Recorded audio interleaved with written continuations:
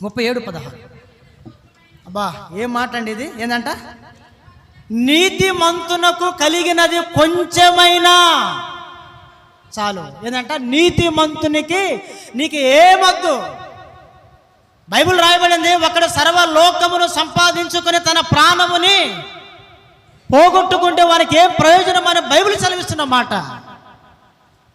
Bible చెప్పే మాట ఏంటంటే, ధనవంతుడు దేవుని రాజ్యంలో ప్రవేశించడం కంటే ఒంటె సూది బెజ్జంలో దూరుట ఏందంట సులువంట. ఏది కావాలి నీకు? ఏం కావాలా? ధనం కావాలా?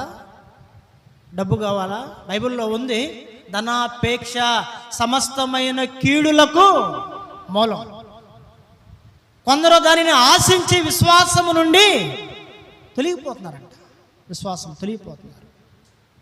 పిల్లరా, గమనించాలి. ధనము కావాలి, కావద్దని నన్ను. దేనికి కావాలంటే మనము